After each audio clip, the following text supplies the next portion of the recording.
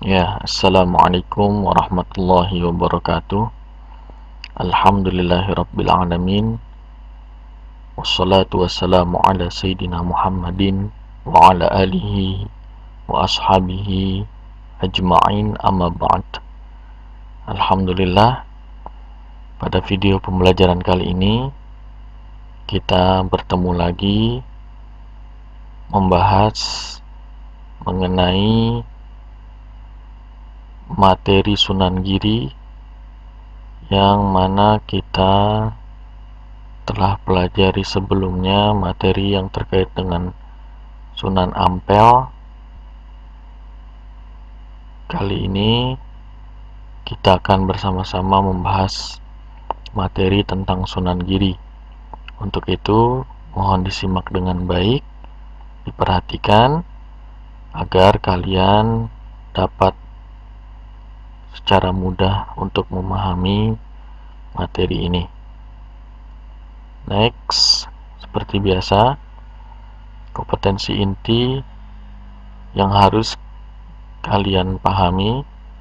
Yang pertama ada KI 1 yang berkaitan dengan sikap spiritual, yaitu berisi tentang menerima, menjalankan, dan menghargai ajaran agama yang dianut. Lalu KI 2 yang berkaitan dengan sikap sosial, berisi menunjukkan perilaku jujur, disiplin, tanggung jawab, santun, peduli, dan percaya diri dalam berinteraksi dengan keluarga, teman, guru, dan tetangga, serta cinta tanah air. Lalu KI 3 berkaitan dengan pengetahuan, memahami pengetahuan faktual dan konseptual dengan cara mengamati, menanya, dan mencoba berdasarkan rasa ingin tahu tentang diri kalian, lalu tentang makhluk ciptaan Tuhan dan kegiatannya, dan benda-benda yang dijumpainya di rumah, di sekolah, dan tempat bermain.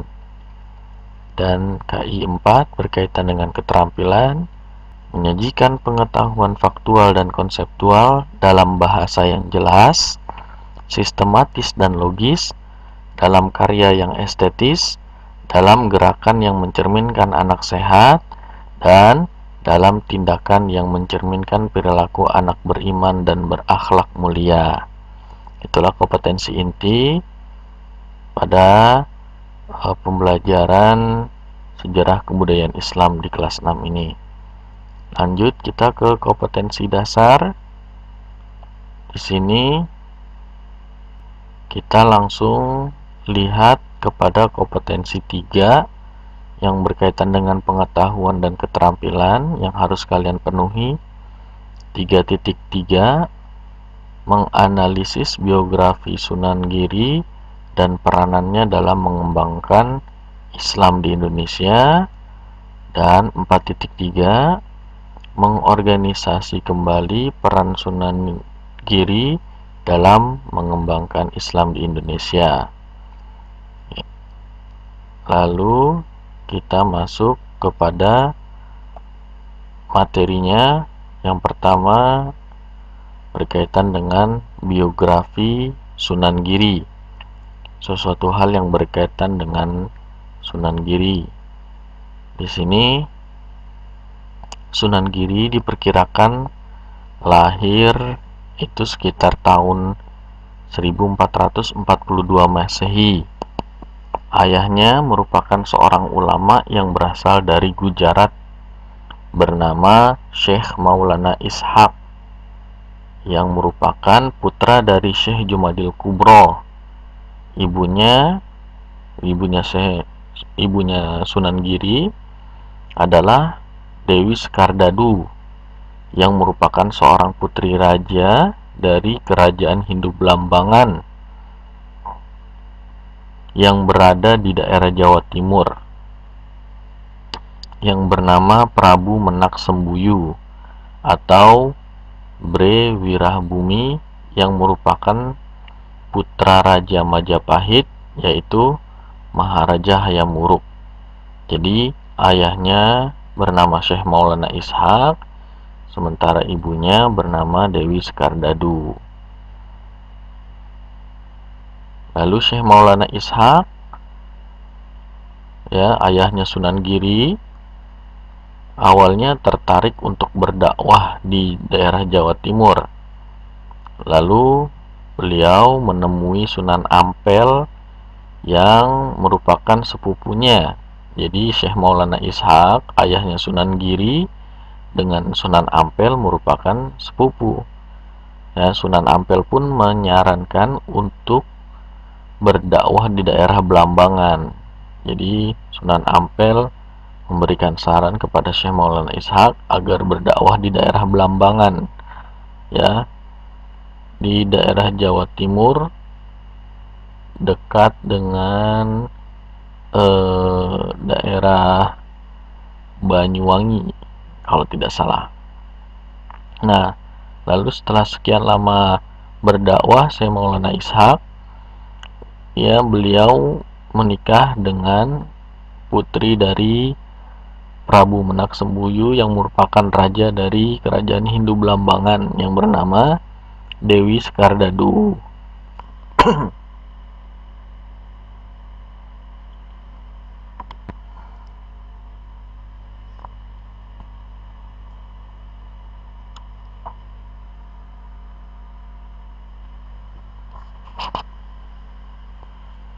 Lalu ketika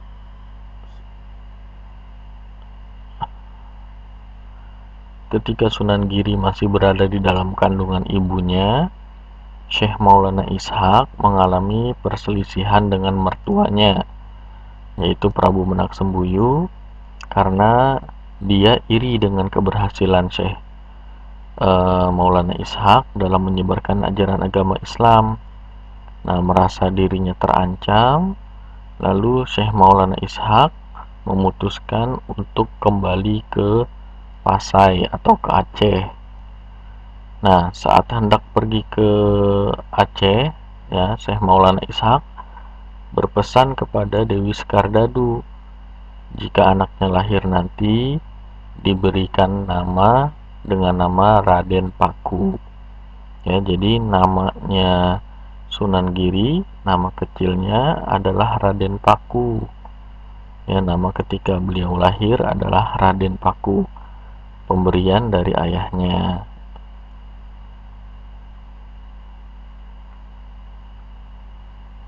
Lalu masa kecilnya Sunan Giri.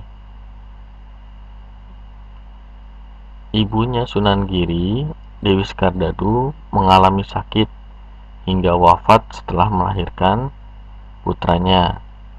Nah, merasa kesal, kakeknya, yaitu Prabu Menak Sembuyu, melampiaskan kemarahannya pada cucunya yang masih bayi.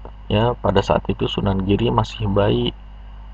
Ya, dilampiaskan kemarahan kakeknya kepada cucunya itu, dengan cara dimasukkan ke dalam peti dan dibuang ke laut. Jadi Sunan Giri bayi, ya, yang masih kecil, beliau dimasukkan ke dalam peti lalu dibuang oleh kakeknya ke laut, dan akhirnya peti tersebut tersangkut pada kapal milik seorang saudagar yang hendak berlayar ke Bali. Namanya adalah Nyi Ageng Pinati.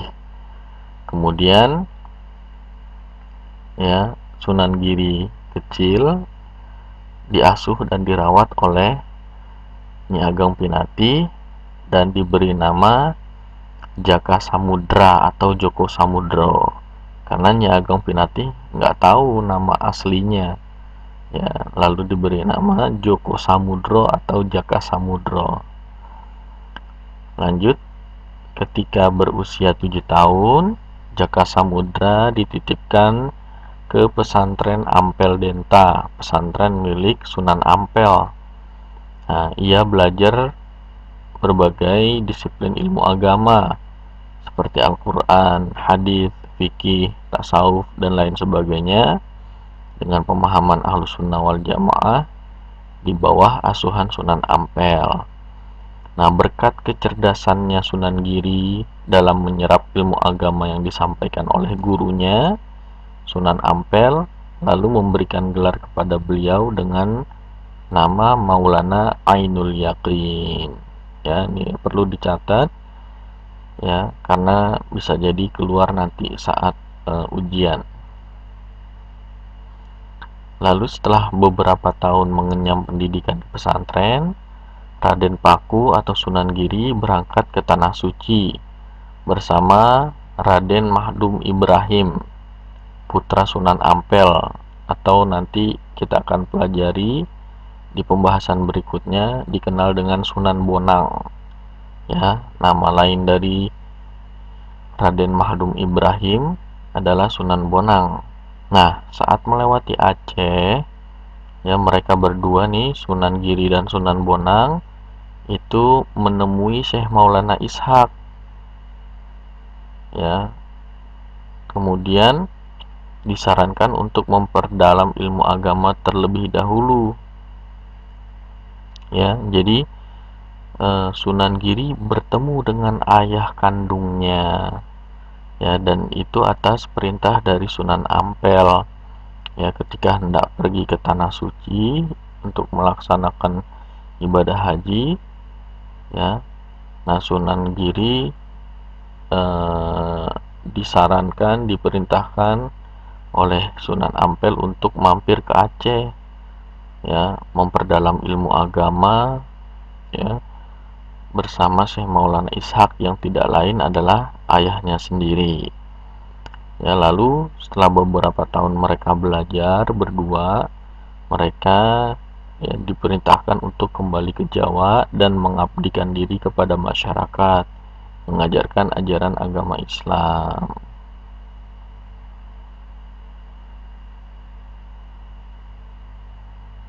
Nah, jejak dakwah Sunan Giri. Kepulangannya ke kota Gresik, ya, setelah belajar bersama dua orang abdi, ya, dua orang pengikutnya yang setia, yang bernama Syekh Hoja dan Syekh Grigis.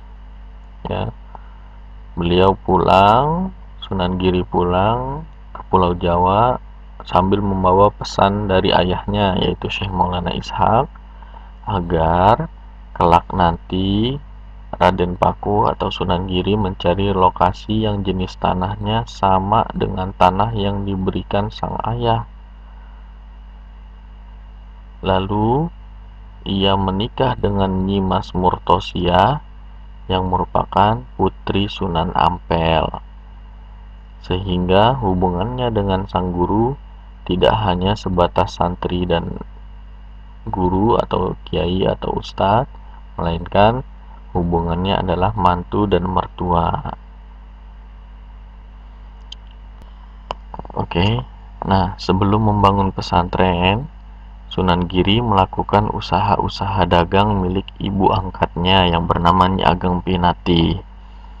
Nah, ekspedisi perdagangan beliau lakukan tidak hanya di wilayah Jawa, tapi juga ke daerah-daerah lain seperti Kota Makassar. Beliau melangsungkan dakwah Islam sambil berdagang sampai akhirnya memutuskan untuk mendirikan pesantren. Ya. Nah, ada sebuah kisah yang diceritakan. Jadi ketika Sunan Giri membantu ibu angkatnya berjualan, berdagang, ya, menjual barang-barang dagangan ibunya, ketika Sunan Giri berangkat ke Pulau Kalimantan, saat itu dikawal oleh anak buah dari Nyi Ageng Pinati. Ya, nah ketika itu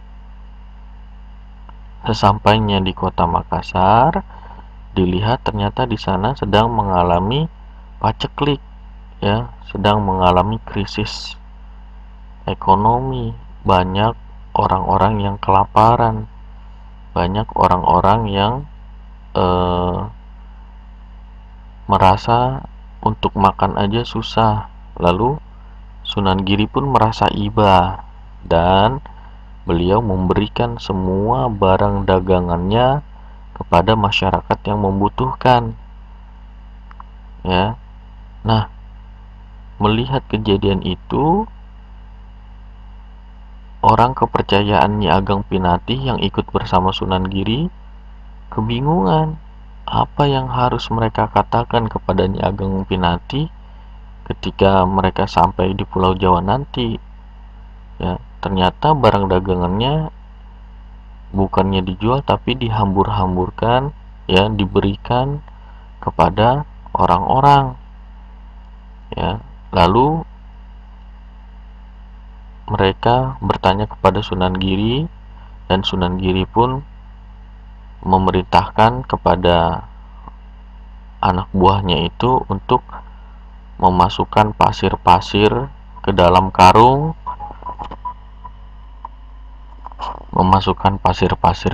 karung, dan batu-batuan, ya, agar perahu yang yang kosong ketika melewati laut tidak goyang, ya. Lalu ketika sampai di Pulau Jawa, anak buahnya merasa ketakutan, bingung apa yang harus dikatakan kepada Nyi Ageng Pinatih, bahwa mereka pulang tidak membawa apa-apa.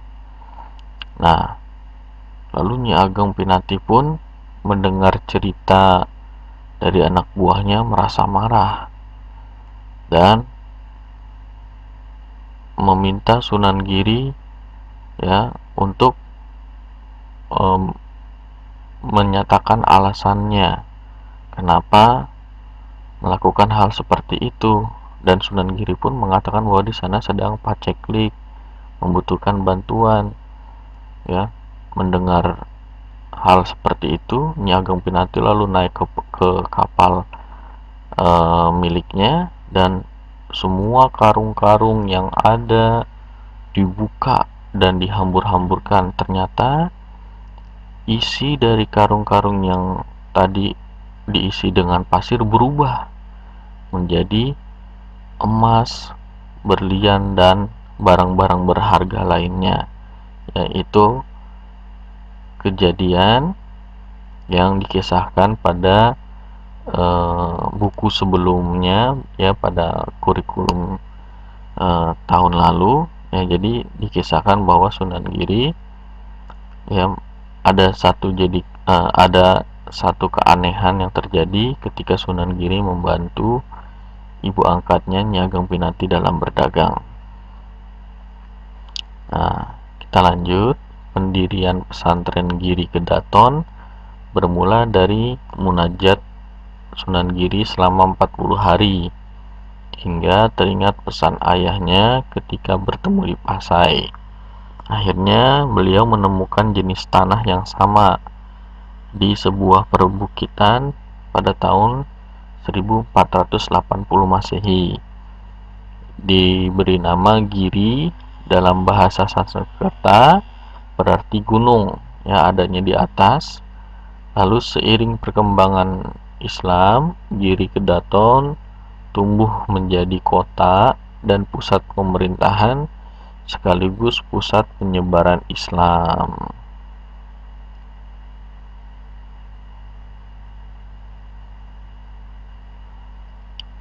Sunan Giri wafat. Sunan Giri wafat pada awal abad 16, dimakamkan di sebuah bukit di Dusun Kedaton, Desa Giri Gajah, Kecamatan Kebomas, Kabupaten Gresik. Makam Sunan Giri terletak di sebuah bukit di Dusun Kedaton. Ya, di pintu gapura tertulis tahun 1505 Masehi, itu tahun pembangunan gapura makam.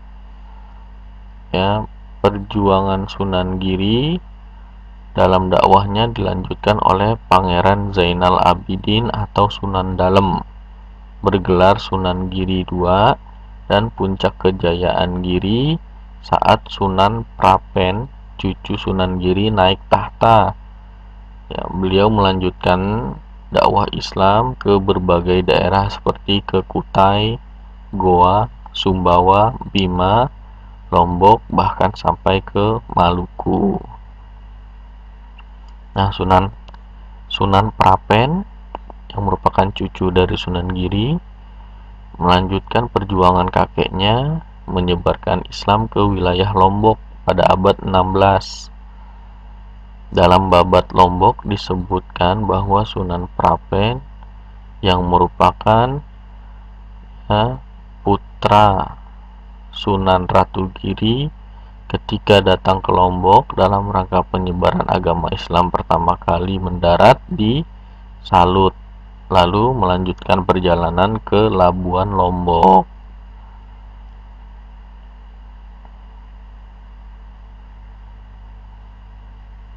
Nah, peranan Sunan Giri dalam berdakwah di Indonesia.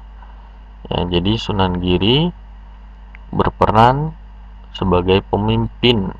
Nah, karena di sini lihat keberadaan Bangsal Sri Manganti Puri Kedaton di situs Giri Kedaton menjadi bukti sejarah bahwa Raden Paku atau Sunan Giri bukan hanya ulama penyebar Islam, melainkan juga penguasa politik di wilayahnya. Beliau berhasil menjadi seorang pemimpin. Ya, nah gelarnya adalah Prabu Satmata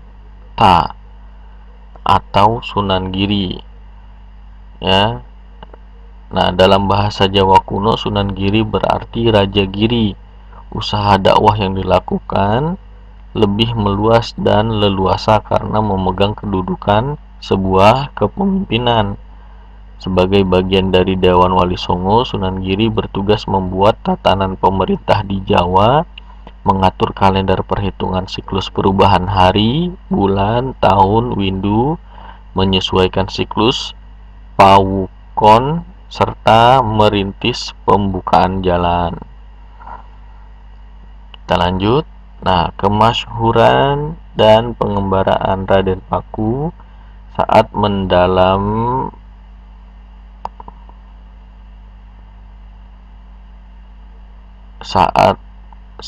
muda dalam menjalankan usaha dagang milik Nyi Ageng Pinanti sambil menyebarkan Islam ke berbagai daerah menjadikan Sunan Giri dikenal luas hingga santrinya tidak hanya berdatangan dari Pulau Jawa saja, bahkan dari Makassar, Lombok, Sumbawa, Flores, Ternate, Tidore, dan Hitu.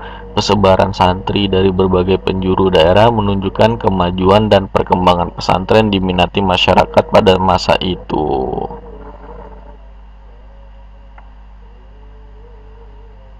Nah,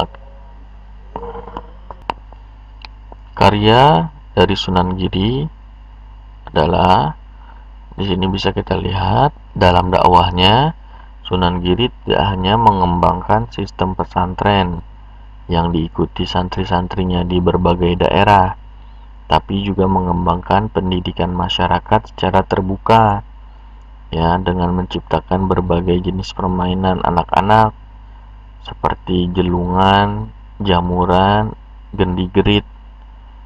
Itu merupakan karya dari Sunan Giri. Dan tembang-tembang permainan anak-anak seperti padang bulan, jor, gula ganti, cublak-cublak suweng, ya. Nah, itu merupakan karya dari Sunan Giri. Nah, kedatangan beliau di tengah masyarakat dengan cara-cara unik yang memanfaatkan seni lokal banyak menarik simpati dari berbagai tingkat usia, sehingga menjadikan Islam jadi lebih mudah diterima dan menyebar secara luas.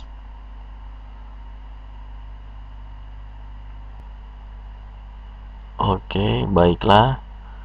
Terima kasih kepada kalian semua yang telah mendengarkan video pembelajaran kali ini, yang telah menonton, menyaksikan, memperhatikan video pembelajaran ini. Mudah-mudahan semua bisa dipahami, semua mudah untuk dipahami, dan Bapak doakan semoga kita semua selalu dalam keadaan sehat walafiat, ya, diberikan kemudahan oleh Allah Subhanahu wa Ta'ala, dijauhkan dari berbagai macam penyakit. Terima kasih. Kurang lebihnya mohon maaf. Allahul muwaffiq ila aqwamit thariq. Assalamualaikum warahmatullahi wabarakatuh.